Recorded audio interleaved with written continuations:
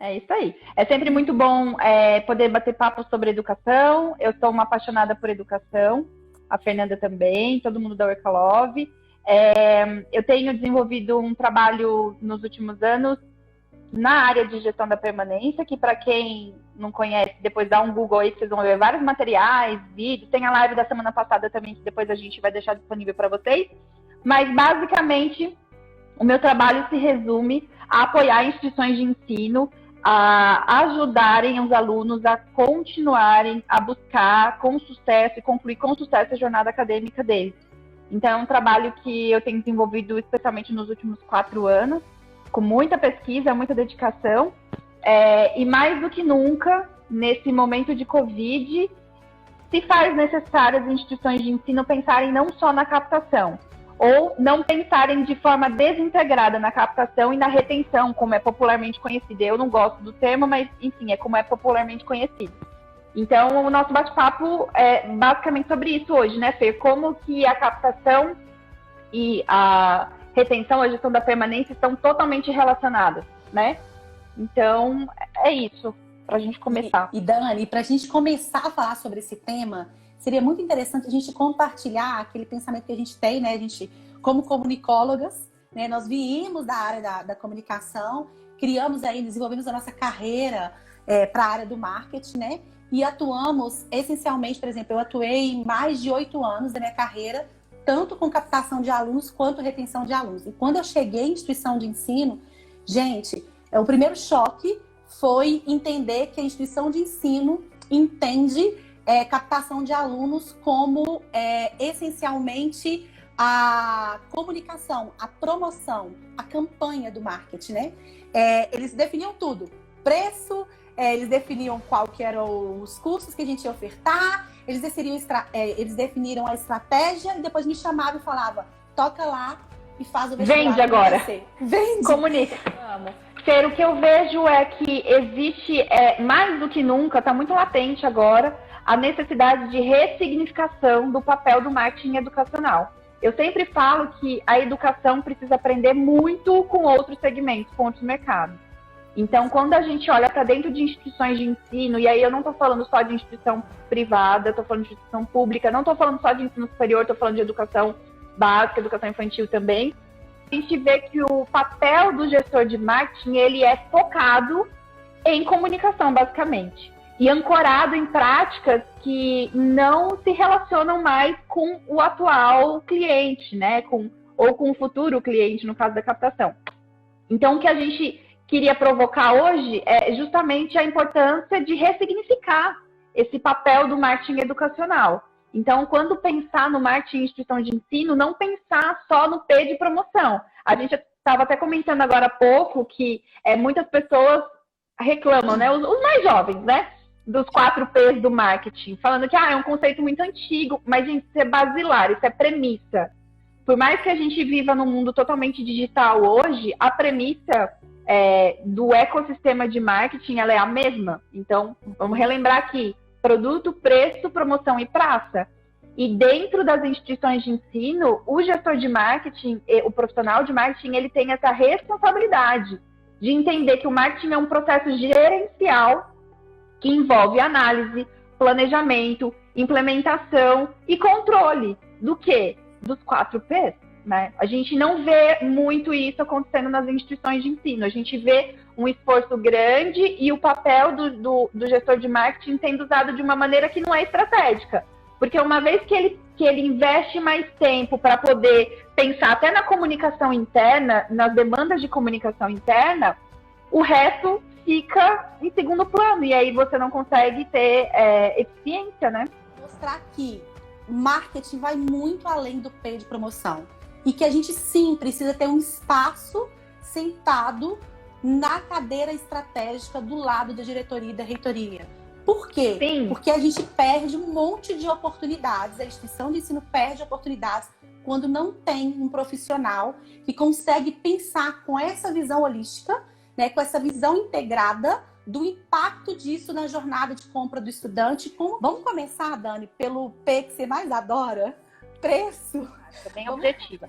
Quando eu olho para preço dentro de instituição de ensino, eu vejo duas questões, e principalmente nesse momento. A primeira delas é aquele anseio dos gestores educacionais, principalmente das instituições de pequeno e médio porte, por não conseguirem lutar ou entrar ou ganhar nessa guerra de preço que existe no mercado, certo?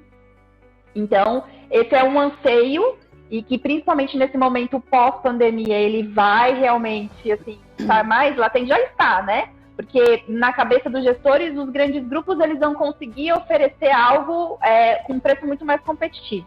Mas aí, quando eu olho para preço também, eu vejo que dentro das instituições de ensino, justamente por não ter essa integração, essa visão sistêmica que a gente defende, a gente na Roper defende muito a visão sistêmica. Quando se define uma régua de preço, não se presta atenção em coisas básicas. Então, por exemplo, as instituições não olham para o mercado local. Isso é uma coisa básica, é premissa também. Quando a gente fala de inteligência competitiva, né, que os outros segmentos trabalham muito bem. Com a Revolução 4.0, a gente tem a oportunidade de ter muito dado e muita informação disponível. E a formatação de preço, ela precisa realmente levar em conta vários insumos. Então, não dá para você dizer que a sua mensalidade do segundo semestre agora, vamos pensar nesse momento de pandemia, que a sua mensalidade do segundo semestre vai ser R$500, se você minimamente pensou ou pesquisou como que está o poder de compra das pessoas que já estão estudando com você ou daquelas que vão entrar, quem é realmente o seu público-alvo, qual é o seu posicionamento de mercado, sua instituição é uma instituição premium, é uma instituição de nicho, é uma instituição de conveniência, então são muitas questões relacionadas a preço que fazem toda a diferença, mas que não são levadas em consideração. Então, para mim, por exemplo, o posicionamento é a base. Se a instituição de ensino é uma instituição de conveniência, né, por localização, estou dando um exemplo aqui, por localização, mas ela age e ela se acha uma instituição premium, a régua de preço dela vai estar totalmente desalinhada, né? Então, por isso que a gente, mais uma vez, ressalta a importância de você ter, na instituição de ensino, um profissional de marketing que acompanhe a formatação de preço, que acompanhe a formatação de produto, porque depois não adianta virar para ele e falar, vende, comunica, cria um outdoor, cria uma campanha. Não vai vender. Ele não vai fazer milagre, né? Por isso a importância do profissional de marketing, porque ele vai conseguir fazer um equilíbrio entre o que você está querendo vender, como você de fato está discursando aquilo e como está sendo a sua entrega. Tem que ter coerência. Porque se eu não tiver coerência, vai ter inconsistência. A gente vai colocar o aluno para dentro, a gente vai bater a meta, o aluno vai evadir, ou se ele não evadir, ele vai ser um detrator da sua marca. E sendo um detrator, simplesmente você vai fazer o quê? Vai gastar cada vez mais e investir cada vez mais, né? Gastar, que eu falo. Falo com as instituições de ensino sobre a política do fim de feira. O que normalmente as instituições de ensino fazem, né? Elas lançam um vestibular e aquela coisa toda e tal, processo seletivo, e na hora que chega no final, que ela viu que ela não conseguiu cumprir as metas dela, o que ela faz? Ela simplesmente está distribuindo o resto da feira mesmo, a xepa. Exatamente. E aí, gente, olha só, quem matriculou e se esforçou para matricular lá no começo é punido. É punido. É simplesmente punido. Olha o sentimento desse aluno quando ingressa na sua instituição de ensino, o que você fez com ele, qual mensagem que você passou para ele. Né? E uma das estratégias que a gente conseguiu mudar, quando a gente começou a perceber que isso não funcionava, foi fazer uma política de desconto junto com o nosso setor financeiro. Eu comecei a ganhar um pouco mais de acesso ao processo de reitoria quando eu sentei com o gestor financeiro, entendi o fluxo de caixa da instituição, entendi que o fluxo de caixa da instituição de ensino ele precisa ser realmente blindado, principalmente no momento de pagar 13º de professor ali, novembro, dezembro. E se eu levantasse uma grana alta aqui no início, outubro, novembro, para ele, com matrículas antecipadas e com descontos atraentes, o que eu ia fazer? Eu ia ajudar no fluxo de caixa da instituição. E aí sim faz sentido o processo de política de desconto. Então, olha só. E agora vamos lá. O P de praça, Dani. Como é que você vê a mudança pós-pandemia no P de praça, para que a gente possa repensar as nossas estratégias aí enquanto gestores de marketing educacional? Mais uma vez eu falo que, gente, insumo, dado é tudo. Então, assim, por mais que você seja uma instituição de ensino que oferta EAD, cursos da modalidade distância, a gente está vendo que o híbrido vai vir com força total agora, em função dessa pandemia. Você tem que conhecer a sua praça. Não adianta falar, é que às vezes é muito óbvio, né? Ah, eu sou uma instituição de ensino, então para quem que você vende? Ah, para quem quiser estudar, para quem quiser fazer uma graduação. Não é bem assim que funciona. Não são todas as pessoas que querem fazer um curso superior que são o seu público. Elas podem ser o seu alvo, mas você tem que segmentar, você tem que saber realmente quem é o seu público. Isso já vai, de novo, para a questão do posicionamento, né, que é totalmente relacionado com a segmentação. Então, praça, por mais que você esteja hoje em todas as praças, se você não tem insumo, se você não tem informação, você não vai conseguir ter eficiência operacional, eficiência estratégica para poder fazer a captação de aluno, por exemplo, num polo. Será que abrir aquele polo na cidade X é estratégico para o meu negócio? Ele está relacionado com o meu posicionamento, com a minha segmentação, com o poder de compra de quem mora na região? Como que eu enxergo, então como que eu trabalho com esses insumos? Então, mais uma lição aí para o segmento educacional, que é realmente buscar essa informação, buscar insumos e usar a inteligência estratégica, a inteligência competitiva para a tomada de decisão. Sempre existiram forças sociais que acabam transformando o consumo e, por consequência, o comportamento do consumidor, né? E vice-versa. Então, a pandemia é uma força social que aconteceu, que mudou muita coisa, que transformou muita coisa. A gente tem falado, semana passada a gente até comentou isso, que muita gente acha que a educação presencial ela não volta a ser como era antes. A nossa visão é que realmente não volta, 100% não volta. E eu não acho isso negativo, eu acho isso muito positivo. O mundo precisa de transformações. Então, quando a gente esquece que o P de praça, na verdade, quando a gente não adapta o P de praça ao mundo digital, a gente está, mais uma vez, tendo um marketing manco, que não vai te entregar resultado. Então, não é porque você oferta um curso em EAD, que é para o mundo todo, que é para o Brasil todo, até curso livre, que a gente estava comentando agora há pouco, que você não tem uma praça, que você não tem um local de venda, que você não tem que entender o que acontece ao seu redor, o que acontece com o seu público, para poder formatar um produto melhor, para poder saber comunicar da maneira correta, para poder formar uma régua de preço adequada. Mais uma vez, quando a gente não trabalha com o ecossistema de marketing, né, os 4 P's, produto, preço, promoção e praça, no segmento educacional também, como em todos os outros, a gente não tem um marketing que entrega resultado. Não tem marketing sem produto, né? A gente fala isso, não tem marketing sem produto. Então, as instituições, sem dúvida, as instituições que tiveram uma resposta, obviamente, gente, repito, não teve perfeição, foi da noite para o dia, mas as instituições que tiveram uma resposta positiva, e quando eu falo da resposta positiva, eu não estou falando da resposta imediata. A gente que trabalha com educação, acompanhando todo esse processo, viu que muitas instituições começaram da noite para o dia da forma que deu e foram, ao longo do processo, ouvindo os alunos e adequando, formatando o seu produto. E mais do que isso, já tem produtos formatados e adaptados para o segundo semestre, porque existe a volta, né? A gente não sabe quando exatamente, todo mundo está apostando no mês de agosto. Eu particularmente acho que isso vai acontecer e vai ser suspenso rapidamente, né? Eu realmente acredito que esse ano o presencial vai ter uma dificuldade para voltar 100%, mas o que é importante a gente pensar quando fala de produto? Quando você formata o seu produto da forma que alcance e que atenda ou até supere as expectativas do seu público, você já tem aí a sua maior ferramenta de captação.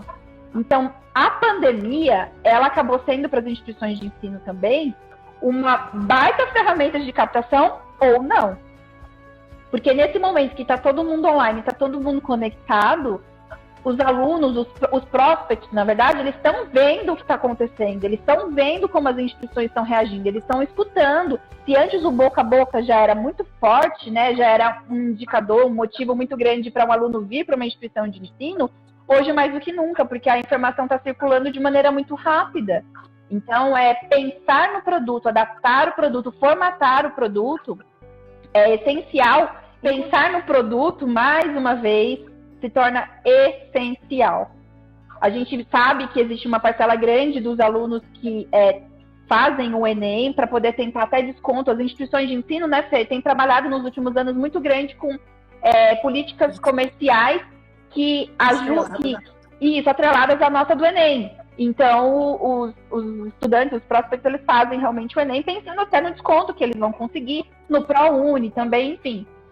Então, o Enem é base para captação hoje, né? Hoje não, já pensando nesse processo aqui, nós vamos falar sobre o P que a gente ama e que normalmente todo comunicólogo ama também, que é o P de promoção.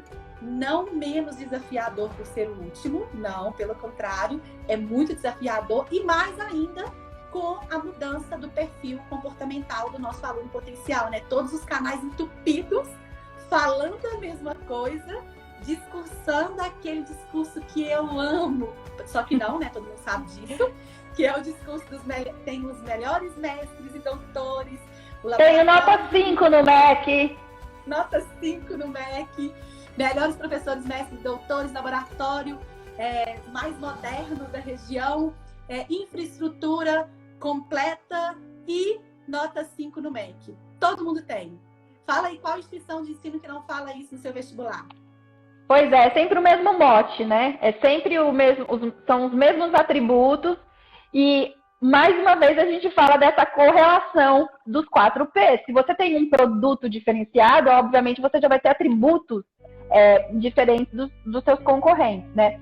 O P de promoção dentro do marketing educacional, ele é muito engraçado por isso, porque as campanhas são basicamente iguais.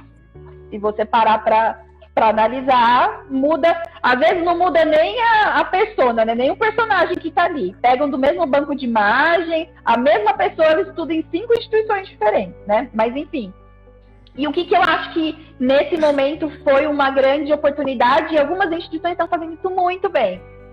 Usar com o Instagram, por exemplo, as redes sociais no geral, elas têm sido muito utilizadas, muito mais do que antes. Tem muitas instituições de ensino que toparam esse desafio, conseguiram enxergar uma oportunidade e já começar uma promoção durante todo esse processo de pandemia, mostrando como foi a resposta delas. Então, mostrando como o professor está fazendo, está tendo que se desdobrar, mostrando que foram feitos investimentos. Ela está respondendo aos alunos por que ela não baixou a mensalidade, que essa foi a questão mais levantada. A gente tem diversos estados aí que foram obrigados, né, as instituições foram obrigadas a aplicar até 30% de desconto nas mensalidades. Então, eu falo que nesse momento de pandemia foi um outro desafio grande para quem trabalha com comunicação em instituição de ensino, porque geralmente a gente vê que as instituições elas se escondem, elas se omitem, elas não encaram isso muito de frente, elas não, diferente de outros segmentos, apesar de a gente ter muito contato, muito ponto de contato, porque o contato é diário, né? As instituições acabam se escondendo. E vão ter muito sucesso aquelas que encararam de frente, que estão respondendo as perguntas, que estão, sim, mostrando a realidade nua e crua, como está sendo a instituição, o que a instituição está fazendo nesse momento. É muito simples, né, para o aluno, porque ele não tem esse conhecimento, pedir esse desconto. E eu não estou falando que é injusto, que é incorreto. Não, a gente sabe que existe e vai existir ainda a queda na renda. Mas a gente precisa mostrar o outro lado também. Então, a promoção, ela entra nesse momento muito com a questão da promoção institucional, com uma comunicação interna. Esse é um dos maiores problemas que eu tenho visto, a falta de alinhamento da comunicação interna. Então, a instituição toma as decisões, não comunica internamente, não alinha o discurso internamente, e aí isso chega para o público de uma maneira totalmente distorcida, né? Então, se o seu colaborador não sabe o que está acontecendo na sua instituição, isso é muito sério, você vai ter problema. Comunicação, gente, é sempre de dentro para fora. Quando a gente faz o processo inverso, a gente tem uma comunicação manca. O processo de comunicação, ele exige que para que dê certo, a outra parte tem que entender, né? O receptor ele tem que entender a mensagem, não pode ter esse ruído. E o ruído acontece na comunicação muito pela falta de alinhamento interno, da comunicação interna. Então, tem uma ferramenta que eu adoro, que é a jornada de compra do estudante, né, do aluno potencial. Eu gosto muito da metodologia deles, porque eles nos ajudam a pensar um pouquinho mais da promoção além daquela campanha específica, né? Mostrando que captação de alunos é o ano todo. Por quê? Porque dentro da jornada de compra, a gente consegue ver que a gente precisa produzir conteúdos e criar conexões relevantes com o nosso potencial aluno ao longo de todo o processo onde ele estabelece o relacionamento. Seja a gente procurar aquele aluno potencial, por exemplo, a gente recomenda muito, né, quem são os nossos clientes que usam o nosso teste de orientação de carreira, que vá para as instituições de ensino e ensino médio, começar a discursar, começar a colocar o seu discurso e bater um papo com os alunos lá no primeiro ano. Por quê? Porque a gente consegue compreender de uma forma muito mais profunda e estabelecer uma conexão diferenciada com aquele aluno no processo ainda de decisão dele. Então, ele está ali se alimentando para que na hora que ele chegue realmente, que é o momento de finalizar o terceiro ano, ele possa tomar a decisão. E a jornada de compra ela é legal porque ela consegue provocar a gente, como profissional de comunicação e marketing, a repensar e entender, que foi o que aconteceu comigo, de maneira profunda, as dores e conflitos que o nosso aluno passa. Eu sempre costumo dar palestra e explico, né? A gente está lá como gestor de marketing falando de uma forma super egocêntrica dos nossos atributos e tal, no processo de vestibular. E sabe como é que o nosso aluno tá, gente? Ele tá assim, ó, pressionado pelo pai e pela mãe, que ele precisa ser alguém na vida e dar certo, porque afinal o pai e a mãe investiram toda a energia e esforço nele para poder ele chegar naquela etapa ali de finalizar o ensino médio. Ele tem a escola com a diretoria e os professores falando, vai lá, dá o seu melhor no Enem, você tem que dar a melhor nota, imagina esse menino. E aí quando ele sai para as festinhas, para balada, que é muito normal, né, no jovem de 17 anos, tem um amigo falando assim, e aí, você decidiu qual curso fazer? Cara, imagina a cabeça desse menino e o quanto ele está conflituoso naquele momento. E aí a gente chega nesse momento de pressão, de conflito, de angústia que o nosso aluno potencial está passando e fala assim, aqui, vestibular, nota 1000, minha instituição de ensino, você vai estudar, melhores professores, mestres, doutores, ele olha aqui e fala, beleza, essa é a opção 1, opção 2, a mesma coisa, 3 também, a 4 também, a 5 também, o que eu tenho que fazer? Ele vai, olha pro preço, vê o que ele consegue pagar e o que muitas vezes não é o curso que ele sonha em fazer, ou que ele tem a competência e habilidade necessária, né? E aí o que vai acontecer, Dani? Quem vem pelo preço... Sai pelo preço, gente. Não tem alternativa. Quem entra pelo preço, sai pelo preço. Ah, Dani, então é por isso que a minha evasão está aumentando cada vez mais. Possivelmente, o seu processo de captação está desalinhado. Você está colocando possivelmente gente para dentro dessa instituição que não tinha condição de estar ali, seja no curso que ele escolheu. Eu falei disso na semana passada. Esse ano aconteceu um caso que eu fiquei assim, isso não pode acontecer. Estava numa área comercial e aí uma pessoa queria fazer o curso X, sei lá, queria fazer farmácia, mas não tinha como pagar a farmácia. E aí a pessoa de vendas, o pessoal do comercial falou assim, então faz contábeis que é mais barato. Convenceu a pessoa a fazer contábeis. Gente, óbvio que a pessoa não vai ficar no curso. Ela não é o sonho dela, não é o que ela queria.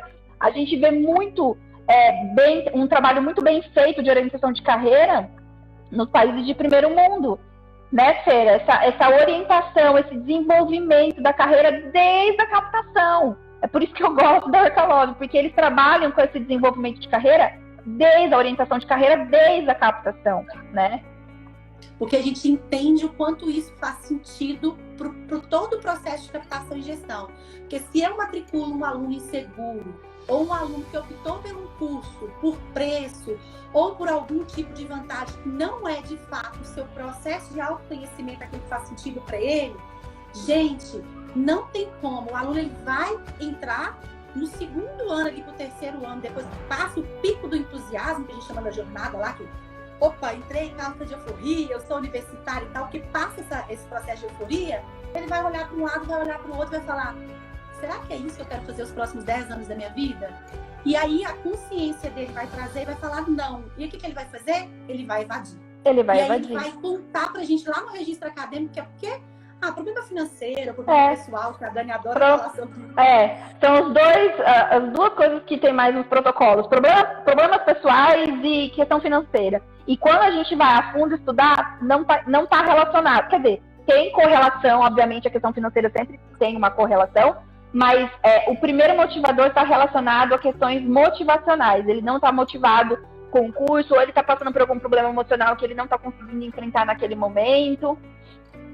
Gente, eu não sei se vocês já passaram, mas eu me perguntei muitos anos da minha vida por que eu tinha feito filosofia e sociologia no meu curso, né? E hoje a gente traduziu, né, para o aluno dentro da nossa plataforma de empregabilidade, mostrando para ele o quanto a filosofia e sociologia podem ajudar ele no processo de desenvolvimento de competência, que é a competência de pensamento crítico que ele desenvolve com essa disciplina. Mas no nome filosofia e como ela é apresentada para a gente durante a graduação, não me motivou como estudante e não motiva os nossos estudantes. A gente precisa saber explicar. Quando a gente vende um produto que é intangível, eu sempre falo sobre isso, a gente vende um sonho. A gente está vendendo um sonho de transformação. Quando a gente fala de produto intangível, é nossa responsabilidade, enquanto gestor educacional, fazer marcos, rituais, para mostrar para esse aluno a entrega que a gente vem fazendo ao longo desses 4, 5 anos. Se a gente não fizer, não conectar com o aluno, criar esse relacionamento, ele vai se perder. É muito comum isso, né? Esse exemplo da instituição de ensino, explico isso para o aluno e mostro para ele a conexão dessas disciplinas com o mercado de trabalho e com a carreira dele, eu começo a fazer marcos importantes no processo da minha entrega, né? E aí a gente fala sempre que satisfação é isso, né? A gente precisa mostrar para o aluno o que ele comprou e como a gente está entregando. Como ele comprou, o que a gente está entregando. Se a gente não fizer isso, a grande chance do nosso aluno ficar insatisfeito ou descontente ou evadir é muito grande. O competitivo, que eu realmente acredito, que eu realmente defendo, para as instituições de ensino é uma questão de sobrevivência,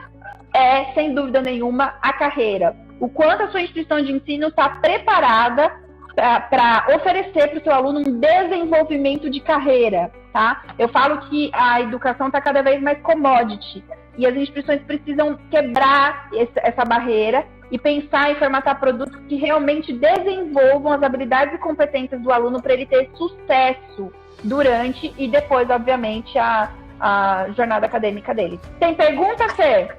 Tem, olha só. Devo mudar o meu discurso de captação de alunos mesmo no EAD?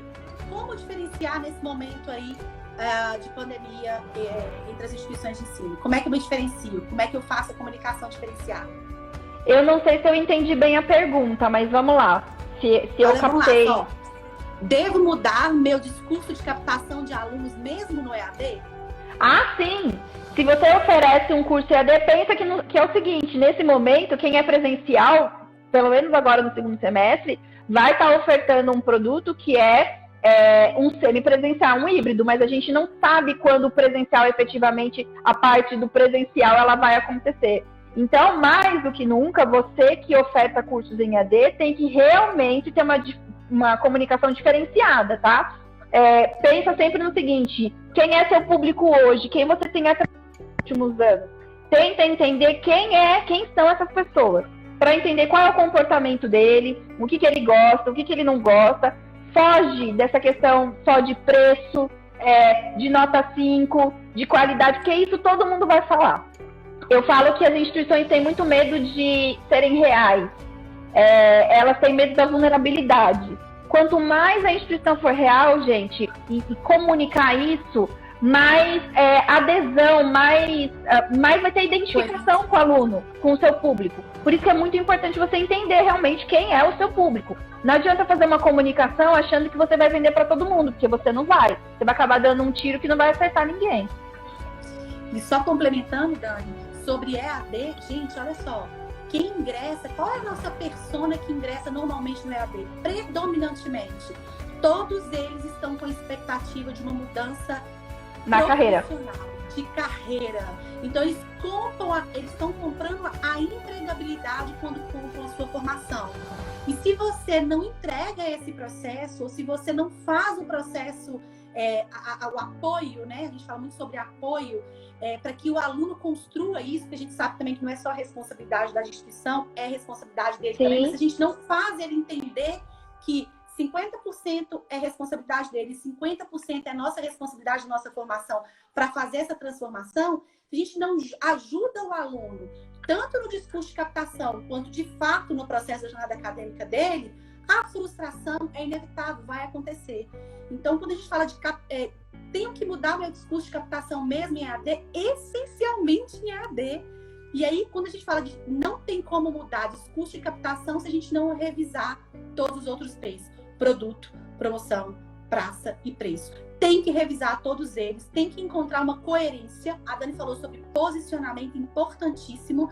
Qual é o meu posicionamento? Como eu quero me comunicar? Se o meu posicionamento é premium ou se o meu posicionamento é conveniência, como os meus cursos conversam, que são os meus produtos, com o meu posicionamento? E como a minha entrega, que é a forma que eu relaciono com o meu aluno, conversa com o meu posicionamento. Não adianta eu querer ser premium, ou premium mesmo, né? E querer ter um relacionamento super superficial com o aluno, ou que eu não disponibilizo todos os tipos de tecnologia para comunicar com o meu aluno. O meu aluno que é premium, que ele vem para uma instituição de ensino que oferece um ensino diferenciado, ele vai querer uma diferenciação no nosso relacionamento. Ele já tem essa expectativa, né? Então, precisa ter entrega. Então, acho que a gente conseguiu resumir aqui, Dani, de uma forma bem clara, o quanto o perfil do comportamento, né, o perfil comportamental do nosso aluno potencial mudou. A gente precisa refletir sobre isso. O quanto é importante a gente definir posicionamento e fazer com que os outros 4 P's consigam comunicar esse posicionamento em todas as entregas e relacionamento com o aluno, né? E o quanto, de fato, a gente precisa também repensar e pensar nessas situações de macroambiente, como, por exemplo, o Enem.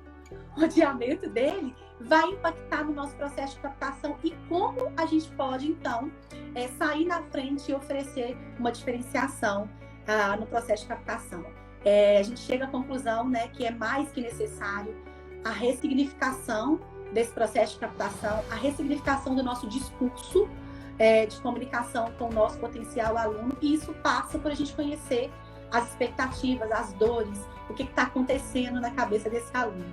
Exatamente, ouvir o cliente. Gente, vamos sempre colocar dentro do segmento educacional as boas práticas de outros segmentos. Então, a experiência durante toda a jornada de compra, ela precisa ser, assim, fundamental. Ela precisa ser premissa, básico para você poder fazer ajustes necessários, comunicar da melhor maneira, enfim, resgatar esses 4 P's aí que a gente tentou fazer rapidinho aí com vocês.